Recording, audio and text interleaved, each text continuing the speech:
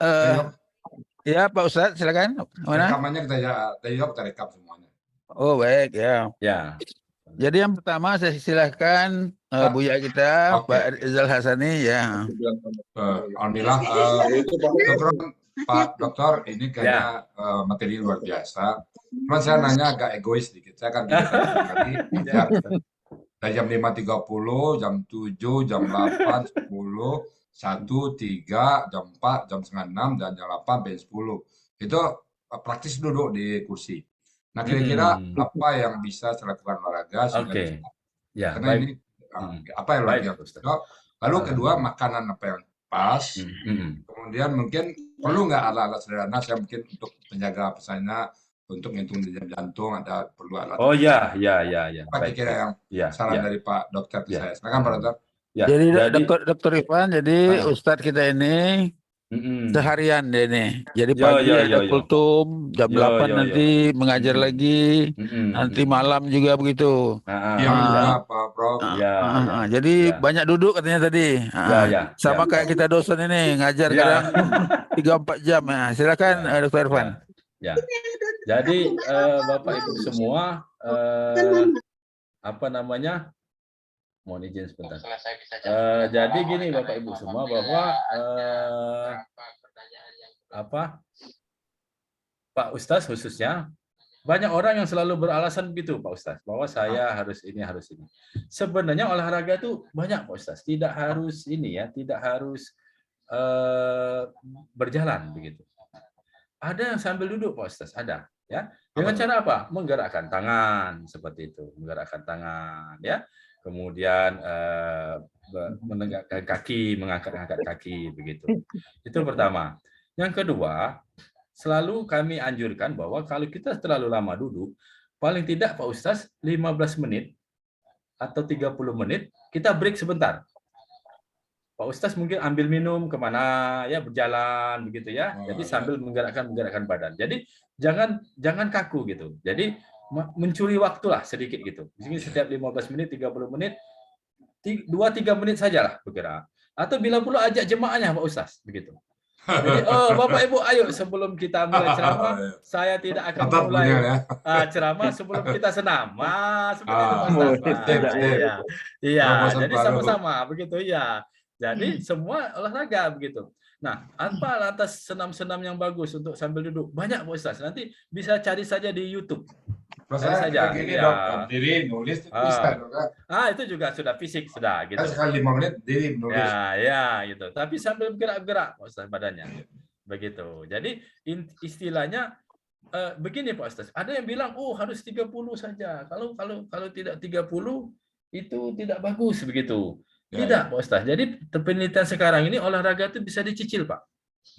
Jadi kalau seandainya Pak Ustadz tidak sempat 30 menit 1 jam dalam satu waktu, Pak Ustadz bisa 10 menit 3 kali. Sama aja ternyata. Jadi bisa dicicil seperti itu. Sama aja ternyata. 30 menit, 30 menit, 30 menit. Seperti itu Pak Ustadz, bisa. Jadi yang penting mencapai jumlahnya gitu. Upayakan paling tidak 30 menit atau 60 menit sehari gitu. Jadi cuma sempatnya 10 menit pagi, aku kerjakan 10 menit. Nanti dicicil siang lagi. Seperti itu Pak Ustadz. Masih bisa. Ternyata masih bisa. Jadi intinya itu dari penelitian di Taiwan sama di Amerika ya, itu paling tidak seminggu itu kita harus aktif itu 150 menit Pak Ustadz. Jadi bisa dicicil gitu. Gitu. Ya, jadi tidak harus sampai 1 jam 1 sesi, tidak. Gitu. Itu aja. Oke, sekarang Pak Dokter ya. Nanti kalau saya uji waktu karena ada sistem kita memungkinkan, kita ada sistem Pak Dokter ya. Kemudian nanti kalau saya pergi 2 menit 3 menit, ikhlas ini yang muncul ya. Insya Allah ya. Baik, terima kasih Dr. Irfan. Sudah puas sepertinya Buya Rizal. Sudah. Saya lihat tadi ada 2 pertanyaan tadi ya. Ya, makanannya belum Dr. Irfan. Ya. Jadi kalau makanan itu Pak jadi kalau makanan itu Pak Ustadz sederhana aja Pak. Sederhana aja Pak. Jadi yang penting porsi seimbang begitu. Porsi seimbang begitu. Gitu Pak Ustaz. Jadi Kalau terong gimana tuh dokter? Terong. waduh, saya Kesukaan belum saya tahu terong ya? Pak apa kandungannya, tapi saya tidak berani jawab itu. Saya bukan ahlinya. Cuman yang penting kalau sayur-sayuran sehat itu Pak. Gitu. Oh. Nah, Kalau pempek, Pak Dokter? kalau pempek, wah itu protein Pak, protein itu protein. Karena dari Palembang banyak ini nanya saya, Pak Ustaz, alamatnya Bagus mana? kalau pempek, Kirim bagus, pempek Pak. gitu. Iya. Yang penting jangan berlebihan Pak Ustaz. Itu Oh. aja. Semua bisa sebenarnya, tapi jangan berlebihan. Itu aja. Oh, oke. Pak Dokter, boleh bertanya Pak Dokter? Nanti kita urut ya Bu. Urutan Ibu ya. boleh raise hand atau Raise buka hand, di chat silakan. ya. Silakan raise hand, Bu. Jadi Atau tulis sesudah di chat. dari yang raise hand, saya teruskan dengan yang di chat. Jadi tadi ada Pak Hedi Yuliza, katanya 10 tahun belum tidak bertemu. Silakan Mbak Yuliza dulu. Ibu tuh Pak. Ibu itu ya. Oh, Ibu. silakan Bu. Silakan Bu. Terima kasih, Prof. Apa kabar Pak Irfan? Baik, alhamdulillah Bu. Oh, Bu Hedi, apa kabar Bu? Di mana sekarang Bu Hedi? Ya, saya sudah pensiun, masih di Iya. Palembang Nila. Oh, di Iya. Palembang. Waduh, Iya. sudah lama ada. Peserta kita paling rajin, Pak Kangen Dokter. saja. Oh iya ya. Alasan Kangen saya rajin. sudah Bu. Nah, Jadi, itu Pak Ustaz, yang saya ceritakan tadi yang survei orang lansia seluruh Sumsel itu sama Bu Hedi Pak Ustaz. Oh, Iya. betul, Iya. waktu itu saya masih tugas di Balai Kesehatan Olahraga Masyarakat. Ya, memang oleh Depkes diharuskan semua provinsi untuk meneliti kebugaran lansia. Jadi itu kami laksanakan. Kebetulan ya Dokter Ivan tuh lagi semangatnya baru pulang Iya. dari sekolah saat Iya. itu. Jadi kami ajak berkeliling ke kabupaten-kabupaten di Sumsel gitu. Iya.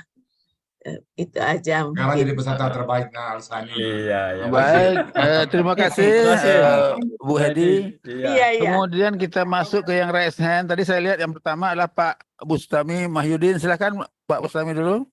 Baik, terima kasih Pak Ustadz Rizal Al-Azani yang telah menginisiasi acara ini. Saya kira acara ini cukup penting bagi kita untuk usia lanjut. Kemudian kepada Prof. Khairil dan Dr. Muhammad Irfanuddin yang telah menyampaikan paparannya. Ada satu hal yang ingin saya tanyakan.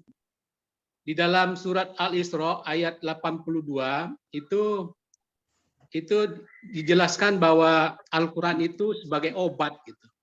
Saya nggak menyampaikan secara detail ayatnya.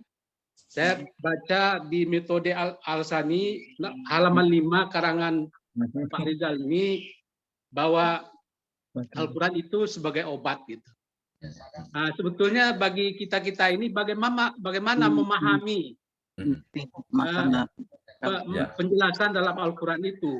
Apakah seperti yang dijelaskan oleh dokter atau bagaimana gitu? Nah, ini yang bagaimana kita memahami mudah memahaminya. Ya, kalau seperti yang dijelaskan oleh dokter kan ada ilmiahnya gitu. Ya, bagaimana kita memahami pernyataan ini? Terima kasih ya, dokter. Terima kasih. Baik Pak Bustami, mohon izin Ustaz Rizal nanti silakan. saya mohon dikoreksi. Dari medisnya gimana? Silakan. Ya, jadi begini, kita ini kan kadang-kadang kalau yang dari apa yang kami pelajari, kadang-kadang kan terjemahan itu kan dari bahasa Arab kita terjemahkan dalam bahasa Indonesia. Dari bahasa Inggris kita terjemahkan dalam bahasa Indonesia. Sehingga artinya terjemahan itu kita menerjemahkan sesuatu sesuai dengan apa yang ada di tempat kita, Pak Bustami. Nah, sehingga mungkin saja banyak orang yang mungkin salah mengira istilah obat. Gitu. Saya tidak tahu Pak Ustaz dalam bahasa Arab obat itu apa. Tapi kalau mohon dijelaskan nanti, tapi dalam bahasa Inggris obat itu adalah medicine, Pak Bustami. Nah, yang namanya medicine itu, yang saya paparkan ini adalah medicine, Pak Bustami. Ya, jadi the American College of Sport Medicine, jadi asosiasi kedokteran olahraga di Amerika itu menyatakan bahwa exercise is medicine. Artinya kalau kita terjemahkan, olahraga itu adalah obat. Nah, jadi obat itu kenapa disebut obat? Karena ada aturan. Ada aturan, ada dosisnya, bahwa olahraga itu harus 3 kali seminggu, ya sama kayak makan obat 3 kali sehari. Tidak boleh, denyut nadinya tidak boleh berlebihan, berarti tidak boleh 2 pil, 1 pil saja, tapi tidak boleh setengah pil, karena harus pas 1 pil, berarti ada dosis-dosisnya. Nah, istilah medisin obat itu jangan diterjemahkan harfiah, harus kita makan. Nanti takutnya Pak Ustadz, nanti kertas Al-Qur'annya digulung-gulung. Nah, itu tidak boleh. Jadi istilah medis itu, obat itu adalah suatu metode, artinya bisa metode, bisa bahan, ya gradien, atau bisa tata cara yang dipakai untuk menyembuhkan berbagai penyakit. Nah, termasuk juga penyakit fisik dan penyakit rohani. Nah, itu. Nah, secara fisik memang kita harus ikhtiar makan obat yang fisik juga gitu. Tapi jangan lupa Pak Bustami bahwa hampir sebagian penyakit itu bersumber dari hati dan otak. Nah, itu. Kami sedang meneliti saat ini adalah dan perut. Gut Brain Liver Axis. Ini ada mahasiswa saya, Dr. Dias, sedang meneliti dan akan ke Jepang dia untuk membawa. Ternyata baru ditemukan bahwa kesehatan usus, kesehatan hati itu berdampak pada kesehatan otak. Otak ini sebagai pusat akan mengeluarkan berbagai hormon-hormon yang akan mengatur tadi dalam Al-Quran keseimbangan. Nah, keseimbangan itulah nanti akan menyehatkan semuanya, Pak. Nah, benar tepat itu. Jadi yang disampaikan Pak Ustaz ya, bahwa Al-Quran itu obat, karena di dalam Al-Quran itu mengatur tata cara beribadah, tata cara kita bercengkrama, bersilaturahim, hidup sehat dan segala macam. Nah, jadi memang tidak terbantahkan Pak Bustami bahwa tata cara itu diajarkan semua supaya secara rohani kita sehat, insya Allah secara fisik pun kita sehat. Dalam Al-Quran pun banyak juga Pak, dilarang makan babi, dilarang makan bangkai, dilarang makan darah, dan itu termasuk upaya untuk mencegah supaya terhindar dari penyakit. Nah, itu Pak Bustami. Ini dari pengertian saya Pak Ustadz, tapi ditambahkan. Ya, memang kalau saya Pak Bustami memang obat Al-Quran ya, karena di situ banyak ajaran-ajaran. Artinya misalnya tadi dilarang berzina, karena berzina banyak penyakit, ya itu Pak Dokter ya. Ya, betul. Membacanya, mungkin saya lihat Pak Dokter, ada nggak pengaruh kalau baca Latin kan dari kiri ke kanan? Oh iya, betul, Ke kiri. betul. Nah, Ya, saya merasakan begitu saya menulis dari kanan ke kiri, itu belum apa-apa, hati udah senang aja, Pak. Ya itu betul, Pak. betul. Apakah otak kanan Salah satu. dari mana? Salah satu. Pak, Latin Betul, dari kiri ke kanan, Pak. Terus tadi Pak Bustami, yang makalah saya tadi, ya itu saya kan ada satu tadi tulisan Hafiz itu ternyata punya otak yang lebih cemerlang dibandingkan orang yang bukan Hafiz, walaupun dia bekerja juga.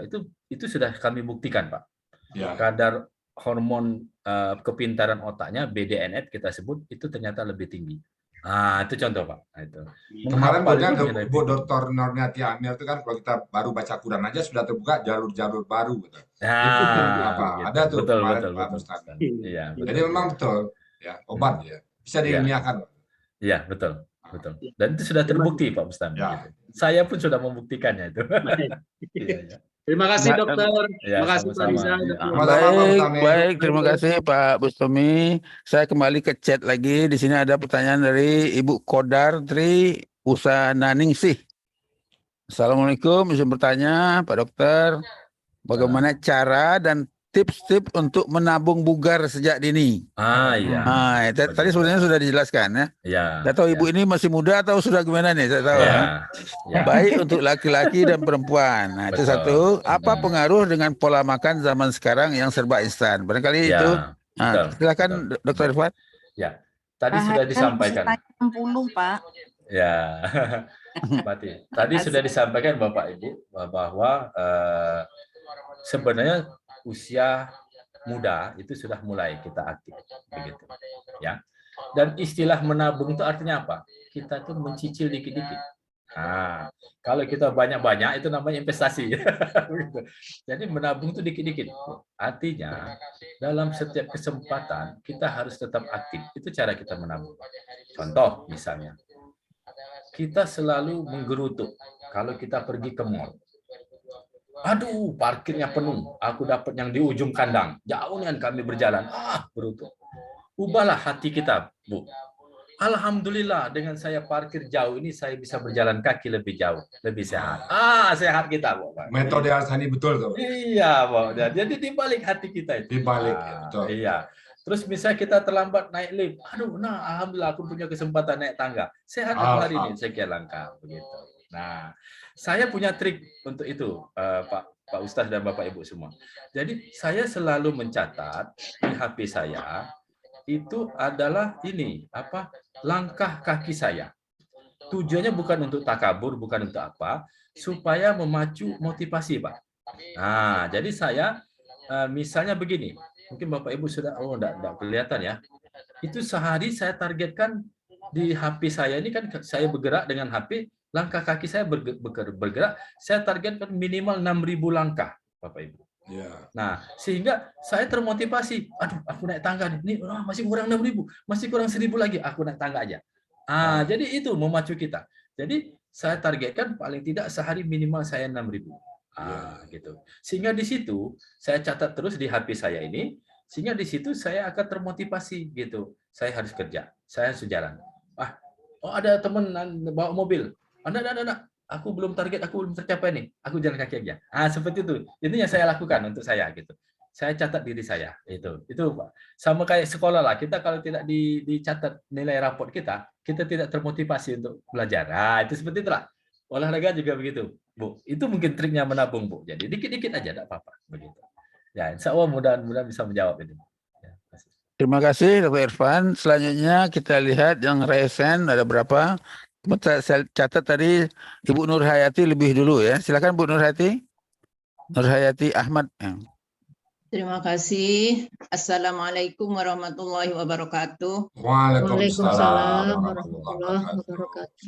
Mohon maaf saya off kamera ya, Pak Ustadz dan Bapak Ibu semua. Barangkali terima kasih sekali pada Dr. Ipanuddin, junior saya, yang telah menyampaikan sangat baik sekali dan saya sebagai alumni Unsri sangat bangga. Terima kasih. Saya akan menanyakan yang barangkali saya tadi mau menangis mendengar apa yang disampaikan ayat-ayat Al-Quran dalam penyampaiannya tadi. Antara lain ya, kita harus banyak-banyak bersyukur apa yang telah diberikan Allah kepada kita semua. Satu yang ingin saya tanyakan mengenai makanan yang berasal dari hewan tadi, bagaimana menurut pendapat dari Adinda Irfan? Terima kasih. Ya, Assalamualaikum warahmatullahi wabarakatuh. Waalaikumsalam. Waalaikumsalam. Jadi sebenarnya Rasulullah itu kalau saya berani mencoba mengutip mengajarkan keseimbangan tadi. Ya. Ada beberapa kepercayaan yang anti hewani atau vegetarian begitu. Yang sebenarnya di dalam agama kita tidak dicontohkan ya seperti itu. Tapi bukan berarti dilarang, tidak, bisa, boleh. Nah, Dokter Nurul ya bahwa untuk orang-orang yang anti banyak sekali protein-protein hewani dan zat-zat yang bisa diambil dalam daging itu yang tidak bisa digantikan dengan tumbuhan. Begitu. Contoh saja kalsium, Bapak Ibu. Jadi orang-orang yang vegetarian itu dari berbagai penelitian kadar kalsiumnya turun sekali, rendah sekali, sehingga dia harus mengkonsumsi suplemen kalsium supaya tetap seimbang. Nah, kenapa? Ya tadi karena kandungannya tidak semuanya yang ada di timun ada di hewan. Nah, kalau kita tadi kan dalam Al-Qur'an diajarkan kita untuk keseimbangan homeostasis. Artinya segala sesuatunya itu boleh sah-sah saja selagi itu dihalalkan oleh agama kita, berarti itu baik bagi kita. Nah, yang tidak boleh itu Dr. Nur adalah berlebihan. Nah, itu tadi. Makanya saya berusaha mengkaitkan dari trik diet tadi, kami juga belajar di situ. Ternyata triki berhenti sebelum kenyang itu manjur loh, Bapak Ibu. Ya. Jadi kita berhentilah sebelum kenyang. Tapi banyak makanannya. Ini saya punya trik Dr. Nur supaya kita tidak banyak makan. Ya alhamdulillah diikuti oleh anak-anak saya di rumah, istri saya. Kami tidak lagi pakai piring makan, Bu. kami beli piring lauk. Piring kecil. Piring kecil. Ternyata secara psikologis kita kalau pakai piring kecil, saya ceritanya tidak sengaja Pak Ustaz, saya lihat di National Geographic, mereka tuh melakukan riset Pak Ustaz. Mereka ini punya restoran yang boleh makan segala. Jadi makan berapapun bayar segitu juga gitu. Nah, banyak kan restoran peta itu. Ternyata mereka lakukan riset, mereka kasih piring kecil Pak, sama piring besar. Ternyata begitu mereka pakai piring besar, rugi Pak mereka Pak. Karena orang tuh manggil pasukan mereka di piring tadi, iya penuh gitu kan. Nah begitu mereka ganti dengan piring kecil, secara psikologis kita tuh sudah penuh gitu. Nah itu Bu, pertama itu triknya. Nah yang kedua adalah sebenarnya kenapa orang Perancis tuh banyak yang kurus ya? Karena mereka tuh makan itu bukan untuk kebutuhan, makan tuh untuk society. Mereka tuh ngobrolnya banyak. Nah, ternyata tanpa disadari kalau kita sambil makan bersama itu Pak Ustaz ternyata kita akan ngobrol Pak. Kalau kita ngobrol, kita makan dikit, apa kabar kau? Oh, mana anak-anak? Oh, makan dikit lagi Pak. Nah, ternyata indikator kita makan ini kenyang atau tidak itu adalah kadar gula di otak. Ya. Rasul pun tidak mengajarkan terburu-buru makan. Kenapa? Karena kalau dia terburu-buru, semua di drop langsung ke sini, gulanya belum naik ke otak, Pak Ustaz. Kita masih lapar, padahal sudah banyak di dalam perut kita. Nah, tapi kalau kita makan sedikit, ngobrol lagi, nggak masuk. Ternyata ada gula yang naik ke atas. Sudah ada gula, padahal nasinya belum habis. Gula sudah naik, ternyata otak kita mengirimkan sinyal, sudah cukup. Gula sudah ada di kami. Nah, itu Pak Dr. Nur. Ternyata makan tuh tidak boleh terburu-buru, itu ternyata triknya, ternyata Rasul itu mengajarkan. Supaya kita cepat kenyang. Belum selesai habis nasinya tadi, ya masih sedikit, kita sudah merasa kenyang. Dan itu yang ternyata diterapkan oleh masyarakat Perancis. Itu salah satu Pak, itu rahasianya Dok. Ya, makasih. Terima kasih. Iya. Baik, terima kasih Dr. Nur. Saya enggak kelihatan orangnya. Saya juga lupa Dr. Nur. Yang mana nih kayaknya? Kena banyak Dr. Nur ya. Yang lama tuh lah. Yang lama tuh lah ya. Cuma yang lama tuh banyak. Baik, berikutnya berapa hari yang lalu acara ini sudah dikomen oleh jemaah kita ya. Cuma hari ini dia tidak mengangkat tangan. Cuma saya suruh dia dulu kasih komentar. Silakan Pak Joni. Apa kabar Dok? Assalamualaikum. Iya, aku komentar di grup Unti. Assalamualaikum Pak Irfanuddin. Aduh. Salam Dok. Ini senior alhamdulillah ketemu Kancolamo. Iya. Sudah. Mantap. Mantap Pak Triawan, makin seru nih. Aku dengar berita dari Prof. CA, calon profesor, aku doakan lah. Amin. Amin ya Rabbal Alamin. Sama-sama kita doakan. Aku ikuti produktif nulis, produktif ngajar. Memang udah cocok benar lah. Selamat Dr. Irfan ya. Ya, makasih. Kapan kita ketemu lah kalau Iya, amin. Makasih Dok. Baik, terima kasih Dr. Joni. Yang sudah raise hand udah lama nih, barangkali udah pegal tangannya. Silakan Bu Riri. Ya. Bu Riri silakan. Assalamualaikum dokter. Waalaikumsalam warahmatullahi wabarakatuh. Yang saya tanyakan ini penasaran dokter, kenapa telemor telomer ya. Telemer ya orang-orang Israel lebih panjang. Kenapa tidak orang Palestina? Susah jawab kalau mengapa itu susah ya. Itu ada ayatnya tuh Bu Riri. Iya, itu aja itu yang bikin saya penasaran. Itu kan namanya juga hasil riset orang Bu. Nah, jadi kalau kami itu diajarkan oleh Prof. Hairil tidak mudah percaya pada riset, tapi boleh saja disampaikan untuk didiskusikan begitu. Nah, itu Pak Dokter ada ayatnya tuh Pak Dokter. Iya, betul ya. Ya Bani Israel uskuru ni'matil lati an'amtu 'alaikum wa ani faddaltukum. Nah, itu dia. Allah lebihkan dia. Iya, betul. Maka sudah dari Allahnya Bu. Allah nggak boleh ditanya, kita ditanya nanti Bu Riri. Takdir itu Pak, jadi Pak Ustaz. Ya, Ya. ya. Iya. Alal alamin lagi kan, terus semua alam dia. Dia memang ngerti. Iya. Baik, sudah Ibu Riri? Ya, Iya. ya sudah, tapi berarti takdir ya Ustaz. Iya. Nanti di kelas dibahas Bu Riri. Nanti di kelas dibahas.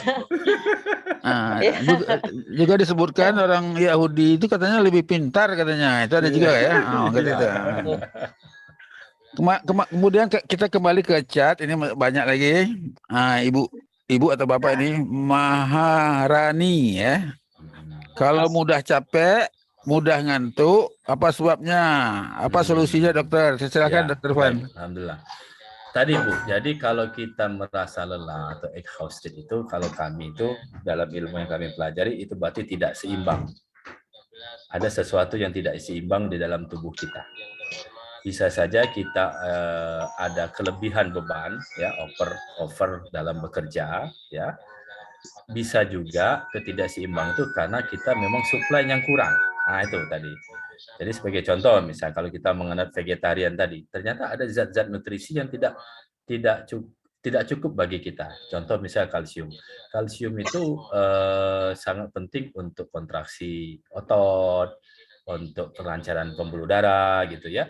Nah ternyata kalau kita tidak seimbang dalam diet kita, ya mengatur-ngatur diet yang sangat ketat, ternyata berefek juga buruk pada diri kita. Gitu.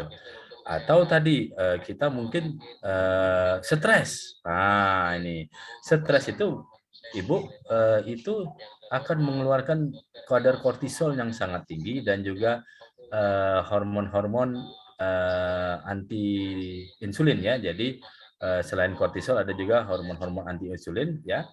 Itu akan memobilisasi gula. Nah, sehingga gula tadi akan cepat habis ya. Nah, itulah menyebabkan kita merasa lelah, ngantuk seperti itu. Jadi intinya apakah kita sedang stres, mungkin konsumsi diet kita yang kurang atau tidak seimbang ya. Kita hanya mengutamakan tidak lengkap gitu dan juga kita bekerja berlebihan begitu. Nah, apa kiatnya? Ya tadi Bapak Ibu semua, seimbang saja. Makan pun seimbang saja. 4 sehat 5 sempurna. Makan nasi secukupnya, jangan berlebihan. Lauk pauk itu tetap wajib ya. Yang daging-daging kalau hobi silakan saja, tapi jangan berlebihan gitu intinya. Konsumsi juga mineral yang ada di dalam susu, misalnya boleh sesekali gitu. Itu aja Bu. Mungkin kiatnya, dan juga hindari stres gitu ya. Kenapa? Kalau kita stres itu nanti hormon-hormon yang membangun tubuh kita seperti testosteron, hormon-hormon growth hormon yang mengembalikan tubuh kita ke dalam keadaan relaksasi itu akan tetap tinggi lagi. Itu mungkin penjelasan dari kami, Prof. Mudah-mudahan. Baik, terima kasih Dr. Irfan. Saya kasihkan sekarang kepada Ibu tadi yang mau bertanya betul tadi saya lihat. Ibu Yartini silakan. Takut nanti dia lari nanti dia. Silakan Bu Yartini. Halo Bu Yartini, masih ada? Assalamualaikum warahmatullahi wabarakatuh. Waalaikumsalam. Saya tidak buka kamera. Dokter, Ya, saya mau bertanya untuk diri saya sendiri. ya. Ini maksudnya usia saya 64 tahun, dokter. Saya pernah bakti. Terus saya melakukan kegiatan yang tadi yang sudah dianjurkan sudah saya lakukan. Nah, mungkin karena pensiun, mungkin apa namanya, tentu makan mungkin agak lebih banyak dari waktu kerja. Jadi saya apa namanya, saya mengatur makan sekarang ini sudah 1 bulan nih saya tidak makan nasi, tapi makan selain dari nasi. Dengan usia saya segitu, apakah salah? Tapi di badan saya merasa manfaat sekali setelah saya tidak konsumsi karbo itu, Ustaz. Baik, dokter. Itu aja, dokter. Terima kasih Bu. Ya, jadi memang banyak sekali diet-diet yang dikombinasikan ya, dikembangkan oleh berbagai pihak ya. Bahwa harus rendah karbohidrat gitu ya, banyak lemak begitu ya. Yang tadi saya teliti juga diet ketogenik itu. Sebenarnya Bapak Ibu, kalau kami masih menggunakan prinsip bahwa yang penting adalah keseimbangan. Keseimbangan itu artinya jangan terlalu anti, ya. Tidak boleh sesuatu itu berlebihan, termasuk berlebihan membatasi. Nah, ya. Artinya karbohidrat itu wajib tetap kita konsumsi. Apakah harus dari nasi? Tidak harus. Bisa juga dari sagu, pempek itu ada karbohidratnya Bapak Ibu semua. Kemudian juga bisa dari gandum, roti itu semuanya karbohidrat ya. Jadi nasi juga memang sumber karbohidrat gitu. Artinya tetap saya anjurkan tetap ada zat-zat tersebut Bapak itu Ibu, bahwa jangan sampai anti betul gitu, sampai 100% bisa tidak ada. Kenapa? Karena tadi sumber nutrisi itu harus masuk semua begitu. Memang ada beberapa yang menyatakan bahwa oh ya ada rasa keseimbangan segala macam, tapi kita tidak tahu di dalam itu. Kami mencontohkan bahwa diet yang anti nasi, ya diet ketogenik yang kami kerjasama dengan orang Jepang itu, ternyata berefek jangka panjangnya agak buruk ya. Kenapa? Karena otak kita itu ini anti nasi ya Bu ya. Anti karbohidrat, maaf. Saya tidak bilang nasi ya, karbohidrat ya. Efeknya itu otak kita Bapak Ibu itu sudah dikodratullah itu pengennya mengkonsumsi karbohidrat itu. Jadi sumber energi yang paling aman, yang kalau ibarat bensin itu karbohidrat itu adalah Pertamax bahkan turbo itu karbohidrat. Asapnya cuma CO2 dan H2O, ngantuk, air dan CO2 yang dikeluarkan. Tapi kalau lemak itu asapnya adalah benda keton. Makanya disebut dengan diet ketogenik. Keton bodies. Keton itu bisa mengganggu keseimbangan asam basa di dalam otak kita. Nah, itu. Memang kadang-kadang kita menjadi semangat segala macam karena otak kita itu membutuhkan sesuatu gitu. Nah, jadi artinya apa yang sudah dia butuhkan itu jangan dihalangi gitu Bapak Ibu. Tapi tadi tidak boleh berlebihan ya. Silakan saja membatasi nasi, tapi yang penting sumbernya jangan hilang gitu. Diganti dengan yang lain juga boleh begitu. Itu mungkin saya bisa sampaikan Bu gitu. Nah, terima kasih. Baik dokter, terima kasih dokter. Ya. Baik, terima kasih Dr. Irfan. Salam. Banyak juga orang tidak makan nasi, cuma pempek makan 10 buah. Iya, itu ternyata masalahnya. sama aja. Roti, Iya. ketan, masih Iya. itu karbohidrat semua. Barangkali saya belum ke Pak Saad, biasanya Pak Saad ini lama nih ya. Yang lain dulu barangkali ya. Saya Pak ini sedikit. Gimana?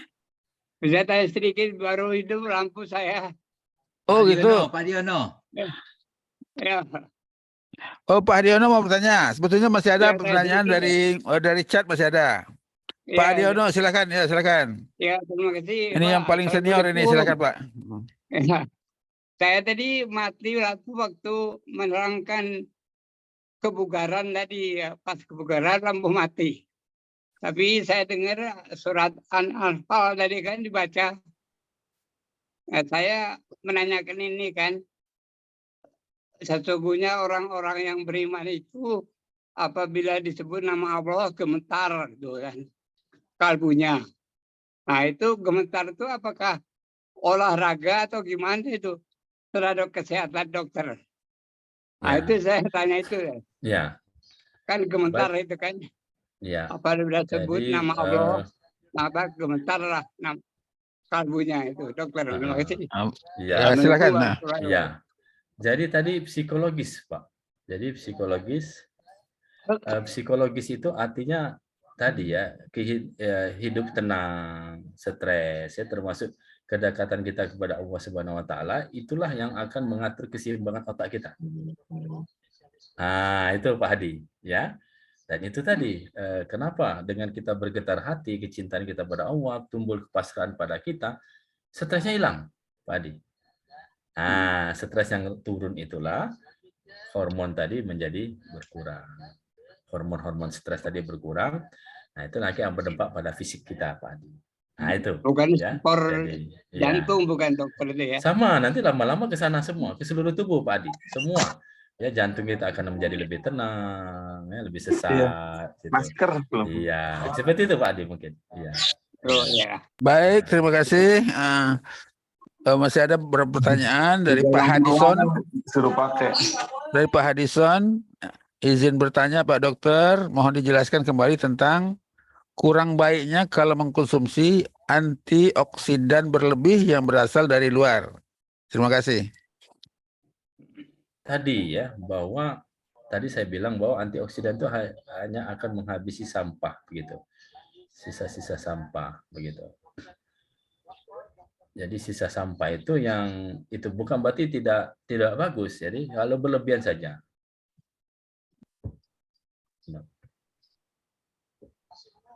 Baik. Ya, Terima kasih. itu, Ya, barangkali itu ya. Assalamualaikum. Waalaikumsalam. Silakan berikutnya Pak Saad Murdi, silakan.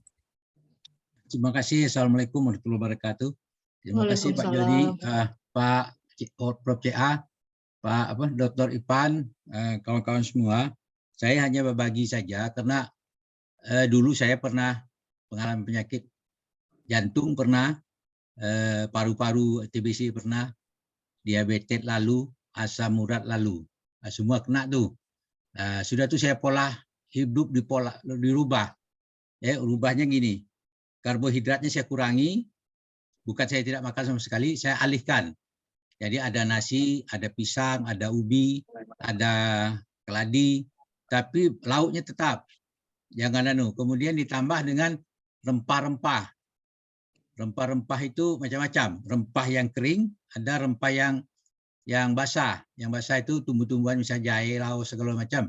Itu saya kombinasikan. Sudah itu kurangi gula. Gula, sudah itu jangan tinggal korma. Korma apapun, tidak korma gitu kan. Bisa. Jadi begitu saya makan, setelah itu kan ada terasa perubahan. Perubahannya kan, sebab dengan kita pengalaman itu, ternyata hidup tuh perlu keseimbangan yang dikatakan tadi. Keseimbangan sudah itu, kalau saya catat sendiri dalam otak saya tadi makan apa, atau 2 hari yang lalu saya makan apa, lihat berikutnya apa yang saya rasakan, gitu. Kemudian jangan dipaksa gitu. Kalau mata ngantuk tidur gitu, itu aja. Pas waktunya kapanpun istirahat. Kalau dulu saya di kantor karena masih di ruangan sendiri kan enak. Ya jam 12 itu pas ngantuknya itu. Saya tutup ruangan saya baring di kursi itu. Orang nggak tahu bahwa saya tidur situ kan. Saya lihat dia melihat di meja saja. Oh, tidak ada Pak Saan, tidak ada. Padahal saya tidur minimal 15 menit itu kita istirahat. Ini jadi perlu kehidupan itu keseimbangan. Kalau tidak seimbang kita jadi Tapi gerak juga harus ada gitu. Kalau yang paling enak kalau nak segar, kalau mau segar kan kita segar paginya itu minimal malam itu 11 rakaat panjang itu. Kalau bisa satu kali salam, 1 kali rakaat itu 15 baris. Kalau surah Al-Quran ini bukan cerita saya cuma berbagi kita sesama sudah bersaudara sini berbagi. Kalau surah 1 halaman Al-Quran cetakan Madinah Utsmani itu kan 15 baris. Satu buka aja satu lembar kanan kiri, itu 2 kalau kita baca yang paling itu 2 menit. 1 halaman itu 2 menit kalau lancar. 2 menit itu sudah berapa menit bisa kita tegak duduk itu dengan gerakan yang sempurna, itu besok paginya kita akan terasa segar. Sebab waktu sholat itu kita mesti keringat itu. Tapi syaratnya jangan pakai AC ruangan, kalau pakai keringat tidak keluar. Kalau panas tidak usah pakai AC, keringat keluar kita akan segar gitu. Jadi semua keluar keringat dengan itu kan membuang racun yang dalam tubuh kita buang. Nah kemudian karena saya nih dari pertanian, ada pupuk tunggal, ada pupuk majemuk. Kalau pupuk tunggal itu kan hanya 1 belinya. Tapi kalau pupuknya majemuk atau pupuk kompos, semua unsur ada di situ. Kalau semua unsur ada di situ, maka dia membaiki sistem tanah segala macam. Nah begitu juga kita makan. Unsur segala macam kita kombinasikan, maka dia akan memperbaiki dulu. Kalau kita sebagai komputer ini di risetnya kotoran-kotoran itu, tapi butuh waktu lama. Jadi kalau kita makan rempah-rempah segala macam ini, jangan harap orang obat herbal itu seminggu sembuh. Ada perubahan. Kalau obat kimia ya seminggu 3 hari hilang panasnya segala macam. Kalau itu minimal 40 hari. Nah kalau saya sekarang sudah bertahun mengerjakan itu, jadi tidak ada rasa lagi kan. Sekarang alhamdulillah jarang kena pusing. Coba itu satu, dibiasakan puasa minimal 3 kali sebulan atau Senin Kemis. Coba itu ada ditambah Pak, bekam. Bekam itu minimal sebulan. Kalau sudah rasa tidak enak itu saya bekam. Itulah alhamdulillah sampai sekarang segar. Umur sekarang ini 66. Kalau 66 itu sama dengan 68 tuh Pak CA. Kalau Pak CA itu sudah berapa itu? Lebih itu kan, kita setiap 31 tahun tambah 1 tahun. Nah, itu. Yeah. Nah, itu. Nah, jadi kalau kita hidup seimbang, insya Allah gitu. Cuma pikiran, jangan mikirkan. Kalau misalnya barang sudah terjadi kejadian, jangan dipertanyakan kenapa. Misalnya anak melakukan sesuatu kesalahan, jangan dimarahi, barang sudah selesai. Kalau dia memecahkan suatu, barangnya sudah pecah. Kalau dimarahi, dia sudah kena marah, dia tidak enak dengan kita, atau pembantu tidak enak dengan kita, barang juga pecah. Kalau kita marahi dia, barangnya balik sembuh, bisa begitu, bisa kita anukan. Pernah mahasiswa ngadap ke saya, mahasiswa itu, Pak, kenapa kamu nilai turun? Bapak saya mati, Pak, gini gitu. Kebetulan dia orang Cina, kau pergi ke kelenteng kau minta doa situ gitu. Saya bertanya situ, kalau kau nangis, bapak kau hidup tidak lagi? Tidak Pak, kalau tidak sudahlah, dia mati, besok aku mati juga, kau mati juga. Cuma sama dulu kita, gitu saya. Akhirnya minggu kemudian datang, baru dia tenang. Artinya apa? Kalau yang sudah, jangan dihitung. Kita ngitung yang sekarang yang akan datang. Itu aja. Terima kasih. Barangkali itu yang bisa berbagi Pak Dokter. Alhamdulillah, makasih Pak Saad. Jadi sangat bermanfaat sekali. Itu mungkin jadi contoh ya, Prof. Hairil. Jadi yang penting jangan stres dan lakukan sesuatu segalanya dengan seimbang. Dan tadi satu hal pelajaran yang saya dapat dari Pak Saad adalah segala sesuatu yang bisa kita curi untuk beraktivitas. Nah, itu Pak kunci. Termasuk sholat pun beraktivitas. Terima kasih Pak Saad. Ya. Baik, terima kasih Pak Saad. Ini orang tua kita di kelompok ini.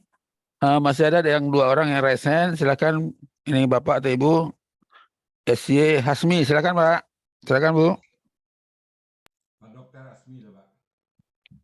Halo, Pak Hasmi, silakan. Ya, Assalamualaikum warahmatullahi wabarakatuh. Waalaikumsalam warahmatullahi. Terima kasih kesempatan untuk saya, dan juga terima kasih pada Dr. Irfan yang telah begitu banyak penyampaian materinya dan sangat bermanfaat bagi kami. Kami ada kelompok jalan pagi, rata-rata di atas usia 60 semuanya, di Pantai Padang, grup Sinar Cimpago namanya Pak Irfan. Nah, kami setelah melakukan apa yang Pak Irfan sampaikan tadi, Dr. Irfan tadi, pertama sekali kami sudah melakukan 5 kali dalam seminggu, Senin sampai Jumat. Kemudian waktunya lebih kurang 1 jam per hari itu. Kemudian langkahnya lebih kurang 5.000, 6.000 lah gitu. Nah, kemudian kami setiap hari itu melakukan, itu jamnya rata-rata di sekitar jam 7:30 sampai 8:30. Nah, dan kami berharap nanti memang untuk kesehatan kardiorespirasi dan tulang gitu.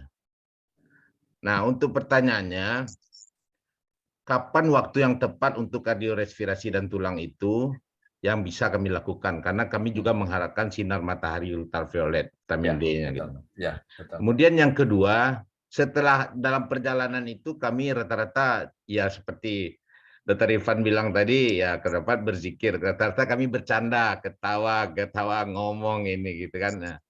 Nah, kalau bisa apa yang harus, atau memang bercanda itu dilarang, atau memang kita harus berzikir yang lebih baik gitu. Kemudian setelah itu rata-rata hampir mereka-mereka ini mengkonsumsi karbohidrat seperti lontong. Apa yang harus kami lakukan setelah berjalan itu makanan yang sehat? Kira-kira itu Dr. Irfan. Terima kasih. Assalamualaikum. Assalamualaikum warahmatullahi wabarakatuh. Terima kasih Pak Simin. Selamat Pak atas usaha yang telah dilakukan Pak. Alhamdulillah. Jadi itu yang memang sudah sesuai dengan apa yang saya sampaikan tadi, bahwa kita beraktivitas, kemudian juga sudah sesuai berkelompok ya, supaya tidak cepat bosan, dan itu menjaga konsistensi kita untuk tetap aktif. Selamat Pak. Nah, tadi terkait waktu. Jadi memang waktu yang cocok itu adalah sekitar jam sebegitu Pak. Artinya matahari sudah mulai muncul, kemudian tidak begitu terik gitu. Nah, selama ini ada perdebatan kemarin, apalagi pada saat COVID ya, pada saat COVID itu berdebat. Sebaiknya kita berjemur itu jam berapa? Ada yang bilang jam 9, kurang itu ultraviolet A dan B, semuanya berdebat banyak itu. Ada yang bilang, oh jam 11, jam 12, 10 menit lumayan gitu. Nah, kalau saya menganut Pak, lebih baik pada matahari yang tidak begitu terik, tapi lebih lama. Begitu. Kan sama saja hasilnya.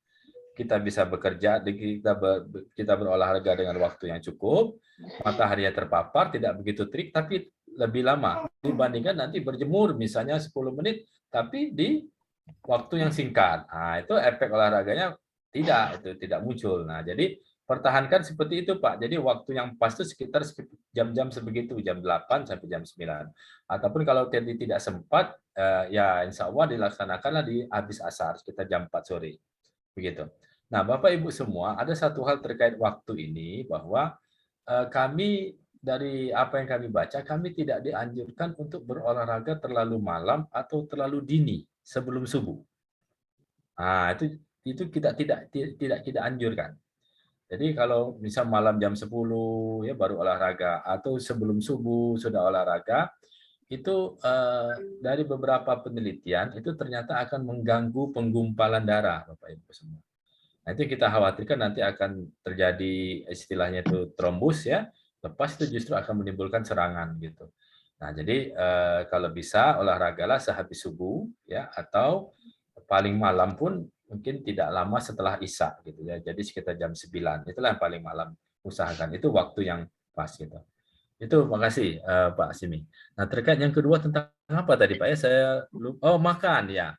Jadi kalau seandainya makan lontong, boleh dah ya, itu tadi komposisi seimbang tadi. Kalau seandainya kadar Bapak tidak ada gangguan kadar gula, diabetes gitu ya, silakan aja Pak makan karbohidrat gitu ya, lontong. Tapi itu tadi kuncinya jangan terlalu berlebihan. Kalau sudah merasa kenyang ya sudah cukup itu saja gitu. Tidak apa-apa Pak, komposisinya itu sudah baik itu, tidak apa-apa. Ya, terima kasih.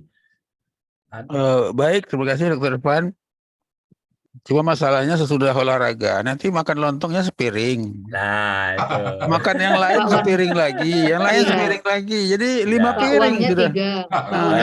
Itu problemnya. Itu yang tidak boleh. Pak Ustaz Rizal ada yang minta recordingnya, jadi di chat, jadi ada yang minta catatannya. Ya, baik. Kemudian masih ada ini Pak Iwan Muhajirin yang tadi membacakan surat Al-Quran. Silakan Pak. Ya, silakan Pak. Terima kasih. Baik, Assalamualaikum warahmatullahi wabarakatuh. Waalaikumsalam warahmatullahi wabarakatuh. Terima kasih Pak Prof. Terima kasih Ustadz. Terima kasih Pak Dokter. Sebelum saya bertanya, saya membuat ungkapan. Kalau belum makan nasi, belum makan ya Dokter. Iya. Ini kalau makan sate belum makan, tambah lagi makan.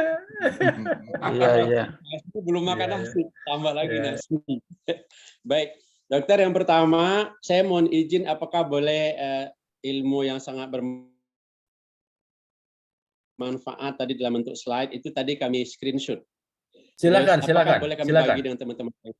Silakan. Dibagikan aja Pak. Itu jadi amal jariah saya. Ya, silakan. Bagikan saja jadi kita semua, ingin ya. berbagi dengan. Ya. Silakan. Terima kasih Dokter. Yang kedua, tadi Pak Dokter pernah sampaikan bahwa saat ini atau telah berlangsung, saya tadi lupa, ada penelitian tentang kesehatan usus dan liver yang ternyata mempengaruhi kesehatan otak. Ya benar gitu ya Dokter ya? Betul sekali. Jadi saya hubungkan dengan sebuah hadis yang mengatakan bahwa dalam tubuh manusia itu ada segumpal daging. Segumpal daging atau segumpal darah? Segumpal daging, apabila daging itu baik, maka baiklah tubuhmu. Apabila jelek, jelek tubuhmu. Dan segumpal itu adalah kalbu, hati. Nah, ini kami dulu pernah diskusi dengan Dr. Joni. Hati itu yang mana gitu? Jantung, apakah hati liver, apakah otak? Nah, jadi ini mohon pencerahan dari Dokter. Waduh, ini ujian Nadim, jangan ini ujian untuk saya ya. Karena kalau kita kembalikan kepada statement dokter yang pertama tadi, segala sesuatu kontrolnya ada di pikiran, ada di otak, dan letak pada kelebihan manusia. Kenapa manusia tidak hancur, tidak punah adalah karena punya akal dan punya pikiran. Betul, Bukan nggak betul. punya hati, nggak punya jantung. Semua yang Iya, kita punya hati dan punya jantung, cuma tidak punya akal dan tidak punya pikiran, iya, sehingga iya, tadi dokter katakan spesies yang tidak punah hanyalah manusia. iya, Jadi iya. mohon pencerahannya dokter. Terima kasih. Iya. Warahmatullahi wabarakatuh. Ini Prof Khairil ujian untuk saya nih, Prof. Jadi begini, jadi memang ini pertanyaan yang susah-susah gampang dan juga agak kontroversi ya, pengertian kolbu, hati gitu ya. Tapi yang tadi disampaikan, mungkin Pak Rizal bisa mengkoreksi bahwa Bantu Pak Dokter. Suruh iya, buka Pak Iwan Majid halaman 353 Kamus Mahmud Yunus. Dia punya itu. Itu ada bisa dijelaskan artinya. Pak Rizal. Ya, Buka Pak Pak Ustaz. Iwan Majid halaman Ya. 353 ya. Nah, di situ ada hati jiwa, jantung juga, akal juga. Ya, jadi mungkin para mufasir menerjemahkan bisa akal, bisa hati, bisa jantung, atau Ya, tiga-tiganya betul. sekali. Nah, ini saya akan kombinasi Pak Ustaz. Jadi gini, dari kami kan belajar fisiologi, jadi apa yang kami pelajari itu adalah hubungan antar organ tersebut. Jadi kita tahu bahwa dari pertanyaan Bapak tadi, yang sedang kami pelajari saat inilah istilahnya adalah gut brain liver axis. Artinya aksis poros antara otak, hati, dan usus.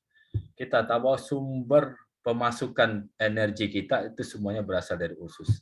Apa yang kita makan itu semuanya masuk ke usus. Nah, ternyata di dalam usus itu, Pak Iwan, itu banyak sekali komposisi-komposisi termasuk kuman-kuman. Kuman-kuman itu ada yang bagus, ada yang jahat gitu. Kalau dia jahat jadilah kita diare, muntaber gitu ya. Tapi kalau bagus ya, istilah kita adalah probiotik, itu sangat bermanfaat bagi otak kita, sangat bermanfaat bagi tubuh kita. Nah, kuman-kuman inilah yang akan mengelola racun-racun dan berbagai zat sebelum nanti begitu dia sudah selesai dicerna, diserap. Nah, dia sudah disaring dulu oleh kuman-kuman yang ada di dalam usus kita. Makanya kesehatan usus itu juga sangat menjadi pintu masuk. Makanya mungkin dalam Islam kita juga diajarkan untuk memakan sesuatu yang baik secara fisik maupun baik secara sumber ya Pak Ustaz ya. Baik secara fisik maupun secara sumber. Nah, begitu makanan yang baik tadi masuk, ternyata terminalnya Pak Iwan itu adalah hati, Pak. Liver. Ibarat liver ini kalau di kota Palembang itu pasar induk, Pak. Iya, pasar 16. Kalau di Padang itu pasar induknya apa gitu. Nah, kenapa Pak? Artinya semuanya masuk Pak di sana, terminal. Nah, tahulah sendiri kalau pasar 16 ya Dr. Joni. Di situ ada pedagang, ada polisi, ada juga bandit di situ, tukang copet segala macam. Ada juga. Iya. Jadi banyak racun juga. Jadi ternyata hati ini bertugas seperti pengawas terminal, Pak. Yang pada yang jelek-jelek tadi disaring sama hati, yang racun-racun tadi dihancurkan oleh hati. Begitu. Jadi memang saringan kedua yang sangat penting pusat metabolisme kita tuh hati. Nah, hati tadilah dari hati tadi punya saluran khusus, dia dari usus ke hati itu punya saluran khusus namanya vena porta istilah kita. Itu spesial itu. Jadi channel khusus di sana. Nah, hati tadi akan menghancurkan semua. Makanya kita itu seringkali kalau makan kita tidak teratur atau keracunan, yang kena itu adalah sakit kuning. Hati dulu yang kena gitu ya. Mungkin Pak Rizal sudah sering kali ketemu orang-orang yang kena keracunan segala macam, kuning Pak munculnya gitu ya. Mungkin diracun orang. Kenapa? Karena memang hatilah harus menanggung beban itu semua. Bukan rompi yang kuning Pak Dokter. Iya, bukan rompi. Tapi begitu dia sudah dibersihkan oleh hati, barulah disebarkan oleh jantung khususon otak Pak Iwan. Nah, otak ini. Nah, kenapa ada pengertian kolbu? Tadi Pak Rizal sudah jelaskan. Bisa jantung, betul, karena dia mendistribusikan darahnya ke seluruh tubuh. Dan di otak kita tuh ada level-level, Pak Iwan. Ada level-level. Ada istilah kita itu adalah otak primitif. Otak primitif itu adalah batang otak. Ya, batang otak itu ada komponen-komponen yang mengatur kehidupan dan hawa nafsu, Pak. Nah, kalau kami hubungkan, saya juga mengajar itu, bahwa di otak primitif kita, itu namanya medula oblongata, ya, itu ada hipotalamus, ada amigdala, segala macam istilah kita, itu adalah otak-otak yang mengatur keinginan primitif. keinginan untuk nafsu makan, keinginan untuk nafsu seksual, keinginan untuk nafsu amarah, itu ada di sana, di otak primitif. Nah, hewan itu hanya ada itu, Pak. Dominan sekali hewan. Nah, tapi kita secara ilmu itu dianugerahkan oleh Allah Subhanahu wa taala karena kita sempurna, kita dikasih otak yang baru yang disebut dengan korteks dan neokorteks, Pak. Itu paling tinggi. Nah, itu tidak ada di hewan, Pak. Lapisan yang paling atas itu tidak ada di hewan. Itulah neokorteks. Neokorteks inilah yang mengatur hawa nafsu tadi. Kalau istilah psikologisnya itu adalah super ego. Bahwa kita primitif, kita ingin buang air kecil sembarangan karena nafsu kita kan begitu, kalau buang air itu enak sekali gitu. Tapi super ego kita bilang, malu ini dilihat orang nih, mata kita ngelapor, ini malu ini, itu. Terus kita hawa nafsu kita pengen marah tuh, super ego kita atau id kita ya, id kita ingin marah sekali. Tapi neokorteks bilang, masa bos kamu mau marah? Masa Pak Ustaz mau dimarahin? Pak Rizal bisa mengatakan sesuatu yang mungkin kurang berkenan di hati kita. Hati kita pengen marah, Pak. Otak primitif kita akan mengeluarkan, ayo marahlah, marahlah. Tapi neokorteks kita bilang, kok Ustaz mau dimarah? Di mana tata santun kita, moral kita? Itulah akal pikiran tadi, Pak. Nah, itu semuanya ditutup, Pak. Jadi ibarat kalau Bapak mungkin lihat tubuh manusia, jadi itu di sini. Saya tutup aja lah, biar slide virtual background saya matikan biar biar bisa lihat ini saya. Jadi ini ibarat neokorteks kita, inilah hipotalamus, hipokampus dan juga amigdala kita. Dia dikukung, Pak. Ditutup seperti itu. Ini secara fisik betul. Jadi kalau ada percikan-percikan untuk marah, nafsu seksual, nafsu makan, tahan. Makanya begitu kita puasa, kok kita tahan lapar? Karena otak kita sedang memprogram kamu itu sedang puasa. Maka secara otomatis keinginan nafsu untuk makan itu hilang, Pak, berkurang. Tapi pada saat kita tidak puasa, otak ini sudah tidak diprogram oleh memori kita. Sudah, jangan dilarang. Muncullah rasa lapar itu, Pak, pada jam 12, jam 1. Nah, itu bisa dijelaskan, Pak, secara ilmu kedokteran ternyata. Itu, Pak. Bisa, jadi, memang koneksi antara fisik di ilmu kedokteran dan koneksi antara agama kita itu sangat erat sekali, dan semuanya saat ini sudah terungkap dan bisa dijelaskan dengan ilmiah, Pak Iwan. Mungkin itu yang bisa saya tambahkan untuk pencerahan, Pak Ustaz. Terima kasih. Jadi ya, boleh sedikit aja Ustaz. Berarti kalau begitu tambah memperkuat analisa Pak Joni ini. Kalau yang itu otak ya Pak Joni ya.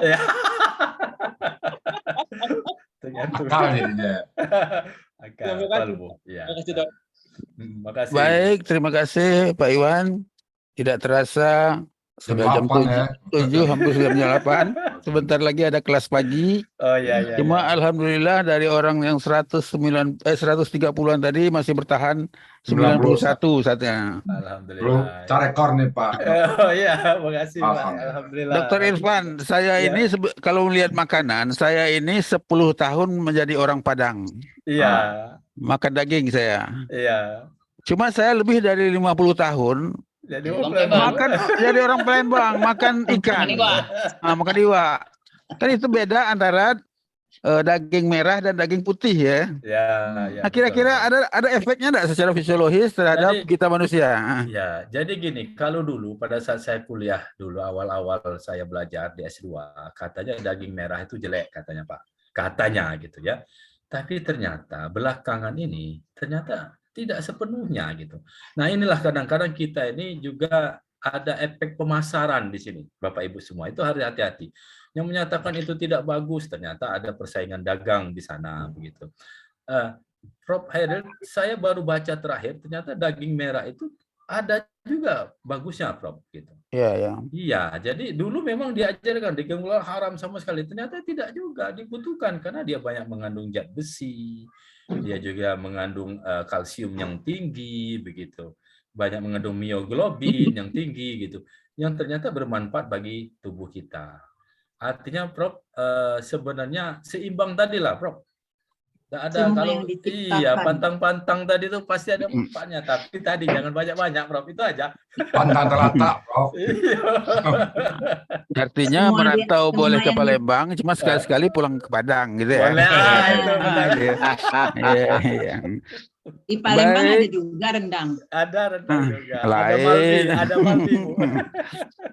Kalau di Baik. Padang saya dulu waktu kecil, padahal saya tidak, itu pantang tuh ada Pak saya, cuma pantang ditaruh. Ya. Taruh sikat gitu. Silakan, Bro. Iya, iya. Baik, alhamdulillah tidak terasa hampir tinggal 8 menit Sebenarnya lagi masih jam banyak, 8. kalau saya lihat, Prof ya, kalau bisa tanya Sebelum semua nih, kita masih tutup, banyak. barangkali yang terakhir kalau masih ada pertanyaan. Ada lagi yang terakhir? Saya buka Mau. Bu Ella, Bu Ella silakan. Bu Ella, Bu Ella silakan. Pak Hadi sudah tadi ya, Bu Ella sekarang. Bu Ella, silakan. Tapi off cam ya. Apa-apa. Terima kasih. Alhamdulillah bagus sekali Pak Dokter. Saya hanya ingin menanyakan ini kaitan dengan menopause. Karena salah satu faktor yang mempengaruhi panjang usia itu adalah tadi hormon estrogen. Nah, estrogen ini kan sangat mempengaruhi dari pubertas dan lain-lain. Nah, ini pada wanita, ini umumnya kan banyak kalau sudah di atas 40-50 tahun sudah menopause, itu akan berkurang selera, nah ini panas, selera mungkin untuk berhubungan gitu dengan suami karena akibat kekurangan estrogen. Ya, betul-betul. Ini sehingga orang Halo. banyak ya, mungkin banyak perempuan yang untuk itu, tapi di neraka itu banyak juga perempuan. Kenapa? Perempuan itu banyak yang menolak berhubungan sama suami, jadi menghindar ketika diajak oleh suami, karena dengan alasan ya itu kalau sudah tua itu mungkin sakit dan lain-lain. Nah, ini sementara tadi ada caranya itu, Bu. Ya, Bu, silakan. Ya, jadi banyak orang yang melakukan terapi dengan estrogen dan lain-lain. Nah, ini kira-kira bagaimana gitu menurut betul. dokter? Ya. Jadi, Bu, tadi yang seperti saya sampaikan bahwa terapi hormon itu bukan berarti dilarang ya saat ini.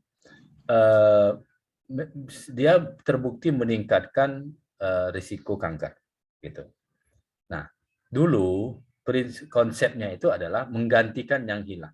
Jadi kalau ibu sudah berusia 50-60 tahun menopause, itu waktu dulu itu digantikan obat hormon yang serasa seperti 20-30 tahun. Nah, itu yang berbahaya. Maka itu namanya replacement, menggantikan.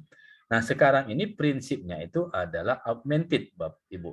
Artinya augmented itu artinya hormon itu bisa saja digantikan, tapi sesuai dengan batasan usia kita saat itu.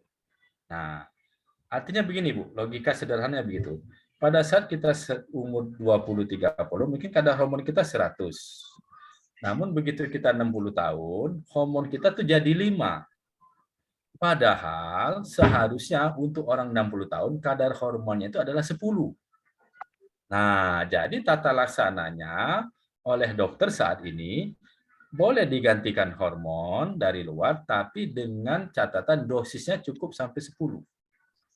Tidak sampai ke 100 tadi. Karena ibu sudah tidak pas lagi kalau kadar hormonnya tadi 100. Itu yang bakal jadi kanker segala macam.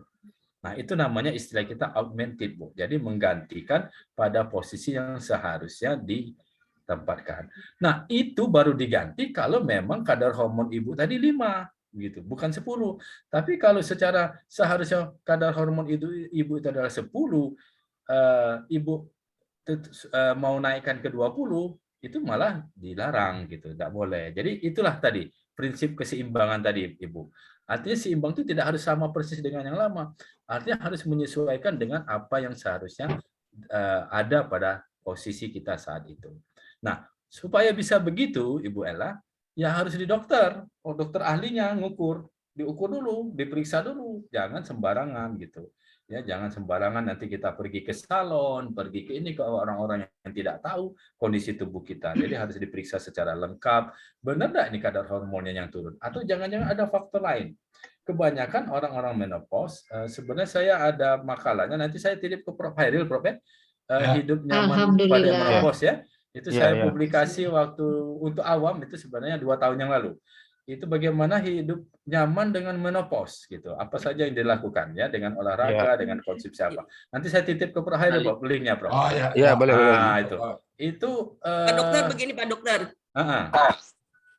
Jadi dulu kan kita nih jarang ada reuni-reuni. Nah, ketika sudah marak reuni, saya melihat kawan-kawan saya tuh udah pada tua-tua. Nah, sejak mereka aktif reunian kok pada jadi muda-muda. Nah, itu contohnya, itu contoh. Di situ jadi saya menekan bahwa salah satu faktor yang mempengaruhi itu juga adalah kebahagiaan, kemudian kesabaran gitu, keikhlasan. Dan kita dalam melayani suami itu harus dengan keikhlasan. Bahwa tiada ibadah yang paling nikmat itu adalah melayani suami. Begitu. Betul, Bu. Jadi itu yang mau saya sampaikan tadi, bahwa dalam makalah saya itu sebenarnya sumber masalah itu bukan di fisik kadang-kadang, Bu, psikologis kita. Ya, aduh saya tidak cantik lagi, oh saya sudah tidak kendor, cemas. Sebenarnya cemasnya itu yang bikin masalah, Bu, bukan fisiknya itu. Nah, itu tadi akan berdampak kemana-mana, Bu, ke jantung jadi tidak teratur, ke napas jadi tidak bagus, dan ke otak pun hormonnya jadi tidak seimbang. Itu tadi, Bu, psikologis tadi. Penting. Nah, tadi mungkin Pak Ustaz tahu betul ini. Kunci psikologis yang bagus itu satu. Tadi Ibu Ella sudah bilang, ikhlas. Itulah. Selesai itu, Pak. Kalau sudah ikhlas, sudah. Ya. Alhamdulillah, sudah masanya. Itu, Pak. Nerimo. Nerimo. Harus ikhlas. Tenang gitu aja tuh. Ya, itu, Pak. Ya. Baik, terima kasih. Terima kasih Pak Ustaz. Ini ada Prof. Hanafi masih mau bertanya nih. Ada Prof. Hanafi Nur, silakan. Kita masih ada waktu 2 menit. Nah, ya. Sedikit aja, Pak. Silakan, ada rumusnya seimbang itu sebenarnya. Kalau kayak rumus KKL ada rumusnya. Kalau seimbang itu ada nggak rumusnya yang bisa kita pakaikan? Terima kasih, Pak Dokter. Iya. Sebenarnya sudah diajarkan oleh guru-guru SD kita dulu, Prof. 4 sehat 5 sempurna, Prof. Nasinya sekian, lauknya sedikit, sayurnya juga agak banyak, kasih susu. Itu, Prof. 4 sehat 5 sempurna, Prof. Kembali ke situ aja, Prof. Kita, Prof. Ya. Sekarang sudah 3B. 3B. Soalnya begini, Dokter. Zaman itu kan sudah berubah ke zaman dulu dari sekarang gitu. Iya, betul. Ya, kalau ada enggak rumusnya yang bisa kita gunakan? Maaf nih bercanda sedikit ya, Dokter. Terima kasih. Waduh, saya tidak tahu nih rumusnya seperti apa ya, karena artinya memang apa ya, masak sendiri sebenarnya paling bagus itu. Kita 3B itu Dokter Irfan. Apa Dokter Nur? Ya. Berimbang, bergizi, berimbang, dan bervariasi. Ya betul, ada variasi. Jadi itu. Tambah 1 berkasih sayang. Itulah, Prof. Kalau kita tuh sebenarnya masak sendiri yang paling aman, kita tahu bahannya kemana gitu. Baik, terima kasih. Tidak terasa sudah persis jam 8 sekarang, Pak Ustadz. Barangkali Pak Ustadz ada yang mau dibacakan atau dibicarakan? Oke, pertama kami mengucapkan terima kasih banyak betul ke Dr. Irfan. Mudah-mudahan Pak Dr. Irfan jangan bosan-bosan datang ke Alsani. Amin. Ya, insya Allah, Prof. Mungkin kita bisa kolaborasi. Pak Dr. Irfan bisa ke kelas, jadi gramatikanya boleh juga itu. Dan yang kepada ibu yang lain yang tidak sempat, mungkin ada mau tanya Pak Prof ya. Pasti ibu banyak bertanya tapi nggak sampai, kami mohon maaf. Nanti videonya kami sharing nanti. Silakan tonton video sebesarnya. Dan sekali lagi terima kasih banyak Pak Dr. Irfan. Semoga pertemuan kita tidak ada perpisahan. Kita jargon kita di sini. Amin. Iya. Jadi kita nggak pisah lagi Pak Dokter ya. Ya, amin. Itu Pak Prof. Terima kasih Pak Ustaz. Baik, terima kasih Buya Rizal. Sebenarnya satu yang saya catat, mulai hari ini pakai piring yang kecil. Berarti piring saya ganti ya, Prof? Ganti. Cuma jangan piringnya kecil, cuma ada 3 piringnya. Ada 3. Pak Ustadz itu, Pak Prof, masih balanjuang. Nasinya masih balanjuang. Iya. Nggak boleh apa tambah kayaknya. Kalau makan pakai tamu, Pak, itu pasti harus makan enak. Soalnya kita makan malas, nanti tamunya gimana tuan rumah makan. Atau resep itu. Baik, terima kasih Dr. Irfan, terima kasih Buya dan kita semuanya. Saya mohon maaf kalau ada hal yang tidak berkenan dalam memimpin ini. Mari kita sudahi dengan doa kabul majid. Subhanallah wa bihamdika, asyhadu an la ilaha illa anta, astaghfiruka wa atubu ilaik. Assalamualaikum warahmatullahi wabarakatuh. Waalaikumsalam.